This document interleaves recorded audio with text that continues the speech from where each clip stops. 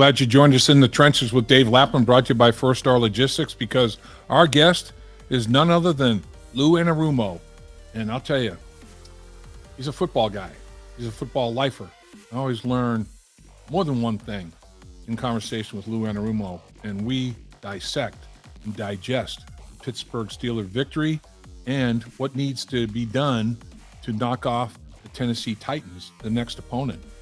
Some similarities, some differences, and a little Thanksgiving sprinkled in there as well. Lou Anarumo, always an enjoyable watch and listen.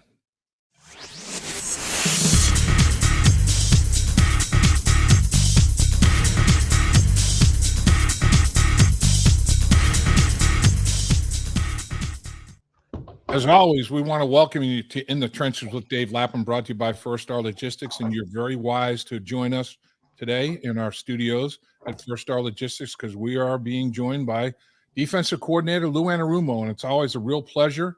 And I always learn something every time we catch up with defensive coordinator Lou Anarumo, so I hope you do as well. And Coach, first of all, thank you very much for your time. And secondly, I hope you have the best Thanksgiving you've ever had with family and friends, sir. Yeah, same that you and everybody else. It's one of my favorite holidays for sure.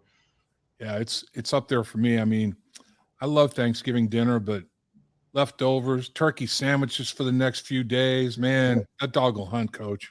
Yeah, just sit on the couch, watch football, and eat food. That's a pretty good day. Food, family, friends, football, bunch of F's, man. It's a heck of an F day, no doubt about it. No doubt. All right, so let's first talk about your most recent victory over the Pittsburgh Steelers. That's a tough place to play, tough place to go into and come out with a win, and to get a division win on the road like that under adverse conditions, pretty darn good. Yeah, for sure. Everybody, it's hard to win in this league, period. And then anytime you go over to Pittsburgh and any of these division games, they're always going to be right down the wire usually. And, we were able to get the better of them on Sunday and, ready to move on.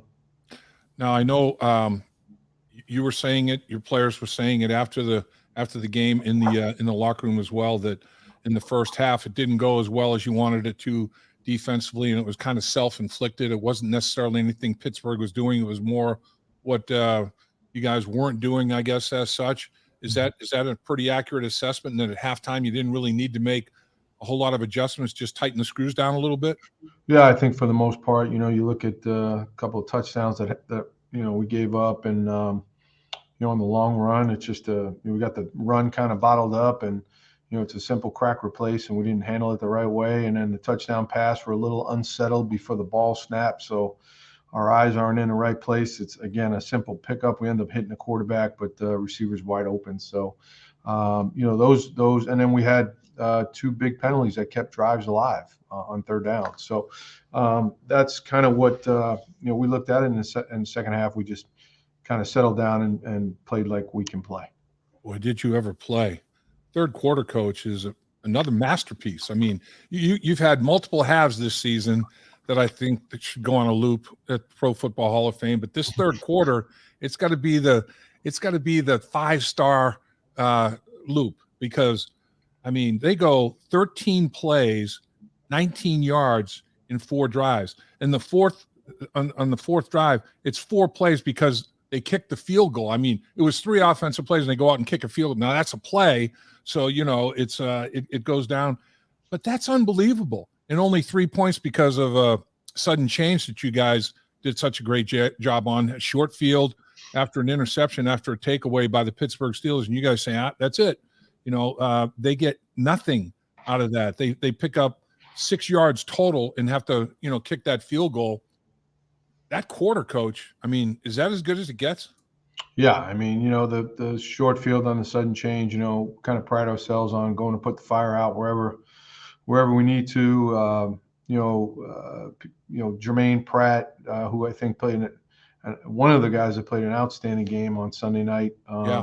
He was significant on that particular first play of that drive, where he forced the quarterback to throw it high. Jesse has a chance to intercept it if it's a little bit better of a throw.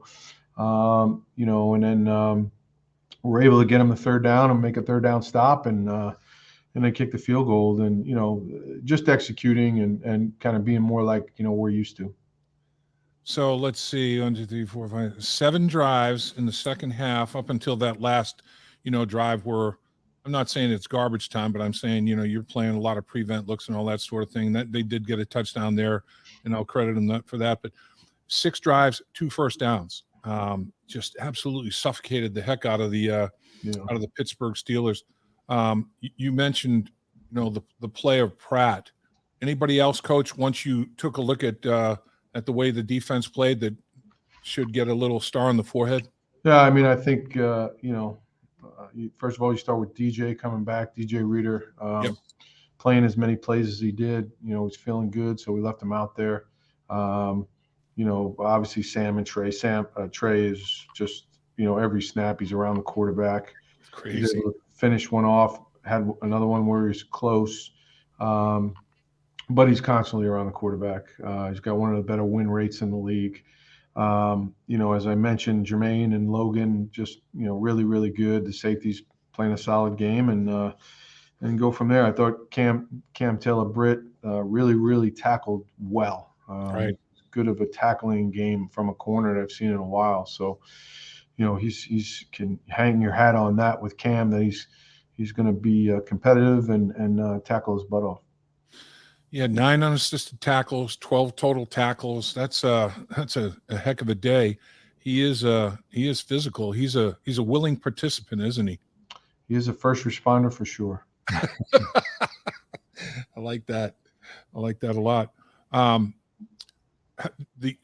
You made a point earlier in the week after a play that was made where Jesse Bates goes over, puts his arm around him, and talks about it and shows the leadership that you're looking for. Take us through that little scenario, Coach. Yeah, so it's a really not a difficult pickup on that route, but Cam was supposed to be over the top and defending the deep ball there. Right. And he kind of made a rookie mistake, and it looks like it's Jesse's fault. And most safeties in the league, would kind of turn and point and palms to the sky, and that's not what we're about. And Jesse goes over and puts his arm around him and hugs the kid and tells him, "This is what you."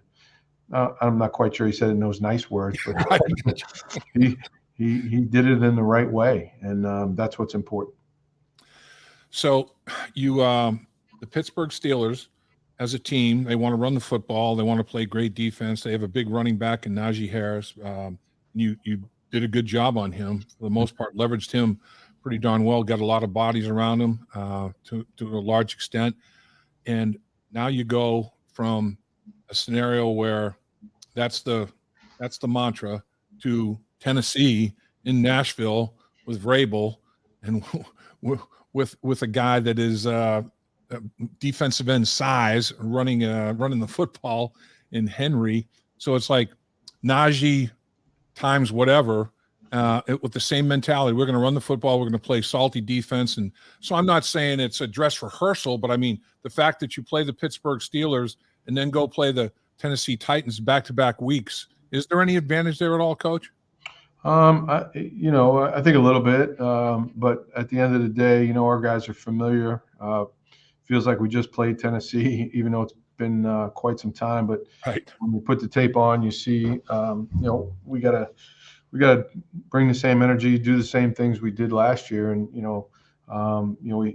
his longest run of the day was 9 yards, and we held him to 60 yards, and that's going to be a huge part of the game. Obviously, that's what they want to do, and it's hard to bring this guy down one-on-one, so multiple guys to the ball, and the players will be ready for the challenge. Their offensive line last year was very stout. Lawan is on injury reserve. That's obviously a big hit to them up front. They're playing a rookie at the right tackle position. But is it still a physical group? Is it still Tennessee Titan guys up front? Yeah, that's what I see. I know they lost Luan, but I think this young kid's a good player. He's playing well. I think together they play well. Ben Jones inside is been there, feels like forever, been in the league forever, and he communicates so well. The guards are big and physical, so they block well together as a group, and they know, the guy doesn't need much of a hole, and so they're a really good group. Yeah, it's interesting. They've played a lot of close football games, a lot of low-scoring football games. They're only averaging 19.3 points per game. They're only giving up 18 and a half. They've won 7 out of their last 8 football games, and every single one of them is like a barn burner. But they've been held under 20 points 1, 2, 3, 4, 5 times, and then scored 20 points a 6th time. But they do such a great job. That's their mindset, though. They want to get in those low-scoring physical contests, limit possessions, and try to play keep away, control the clock, and all that throwback football stuff is what you're looking at potentially in Nashville, huh? Yeah, protect the football. Don't let them have turnover. I mean, that's what they're preaching, and we've got to do the opposite. We got to take the ball away. We've got to limit the runs. We've got to get off the field on 3rd down. That's what we did so well last year in the divisional game. I think they were maybe 1 of 8 or something on 3rd down. We have got to do that and limit these explosive runs. And Ryan came out throwing the ball well last week. He's got the rookie out there, Burks, playing well now. So they're a formidable bunch for sure. In the playoff game, Ryan Tannehill throws 3 interceptions and really struggles with it mentally. I mean, your heart has to go out to a guy as competitive as he is, and he took it to heart, and he had to have a sports psychologist help him get through it and everything that goes along with that. But this kid, I remember when I covered him, did games for the Big 12 on Fox, and he was playing wide receiver. I mean, he's that kind of an athlete. They had another kid, 2 guys at quarterback. He's a freshman. Let's go with the upperclassman. Ryan, you're a starting wideout in the Big 12. I mean, this dude's got some athletic ability. Yeah, first and foremost, I know Ryan Wells. Zach and I were with him for 6 years in Miami. Right. He's a terrific guy. Think the world of him. See him in the off season, some down in Florida, and him and Lauren, his wife, they're great people. But he's exactly what you said. He is a ferocious competitor who wants to do well. Certainly takes losing not well, and like most of us, but really, really competitive guy and a heck of an athlete for sure. You mentioned his wife, Coach, that you guys know very well. As I recall, he was the athlete here on campus, and she was the head cheerleader, right? It was one of those storybook deals where they Yeah, I don't know, but yeah, I think she was. I think she was, but that's so. This how different is the rushing attack that the Pittsburgh Steelers employed last week and what the Tennessee Titans employ? There's some similarities, but they're both also unique to what they do and what their systems are. So, we'll have some carryover runs from last week that we can, show the guys that, hey, we're fitting this the same way, and this is a little bit different, and we'll have a different approach on how we defend them too, for sure. A lot of teams have, gimmick gadget plays. Do the Tennessee Titans have a big or a plethora of those type of plays, or is it just I'm smash mouth, here I come? Yeah, sometimes they throw it. That's their gimmick. Right. That's the deal. Yeah, that's the big deal. Yep. What about tight end, Coach? How are they staffed at the tight end position? 3 really good ones. They carry 4 to the game. Austin Hooper's been a good player in this league for a long time, both at Atlanta and now here at Tennessee. And, they all can block well. They all are good receivers. They employ them that way, deploy them that way. So, it's a really good group. I know you've had, injuries you're dealing with, the Wouzier, and you get DJ Reader back. That's big. And I know it's like, okay, on a week-to-week basis, you're dealing with those kind of potential things. But during the bye week, when you assessed where you were defensively, what is it that you were doing best, Coach, in your estimation, as you get into the second half of the season? And what is it that might need to be worked on most? Yeah, I think, it always, for me and for us as a group, it's always going to be about the points on the scoreboard. And that's what's so important, because you win and lose by that. And that's what's Yep. the number one goal, is to keep points off the board. I think we were really doing well in the red zone. We got to keep that going. Slipped a little bit, and then third down the last couple of games haven't been as good as it needs to be. And that's going to be really, really important as we play these teams with these type of offenses that we're going to face coming up. And you got to get off the field on third down. You can't give them another shot. So, Coach, in the second half of the football game against Pittsburgh, as you are very well acutely aware, you had 3 3-and-outs and 3 4-and-outs. 6 of the 7 possessions were 3-and-out or 4-and-out. That's crazy. It's crazy. Okay. Players executed at a high level for sure. And as I said, I think we just settled down and got back to what we do well. You do it well. And, you're extraordinary with your game planning. And that's the thing is, you've got you have a smorgasbord of things that you can go to. And it's very interesting the way you trust your players to implement, a good bit of it.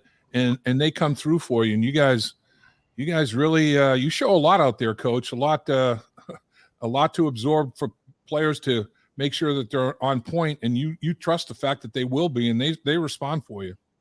Well, I think that as the number one thing we do is we play together as a group. It's all about playing good team defense. It's not about one individual, and it's a collective effort to execute every snap. Sometimes there's different schemes that will allow guys to shine. But I mean, you talk about and look at some of the things that happened the other night, like, Trey Hendrickson, we have a blitz on, all out blitz, and he has to take the running back out of the backfield. Right. Covers him like it's nobody's business. You're talking about a guy that had a ton of catches last year. And, right. First play of the game, he's in the flat covering the tight end, and, it's a 2-yard gain. So just little different things that can kind of keep people off balance. And our guys, they don't flinch. Does Trey want to be rushing every snap? 100%. But, yeah. He's an unselfish guy like the rest of them are. And they do what we feel like we need to do to win the game. And that's what's most important. And finally, Coach, the players, respect and trust each other. And they respect and trust you as a coach, and man, they play hard as a result. And that, to me, that's the thing. That's my barometer. I'd like to watch, teams and just how hard are they playing? Yeah. And if they're playing hard, that means that they respect and love their coach, man. And I know the players feel that way about you. Well, I appreciate that, and I feel the same way. And they care about each other a lot too. And that's what's important. That and part of the reason, as you mentioned, that they do play so hard. Coach, thank you. Respect you. Respect the time you give us, and go enjoy a drumstick. I'm right. You too. Thanks, Lab. Thanks for everything as always. Appreciate you. See you, man. At First Star Logistics, we're a very strict company that really puts the pressure on our employees.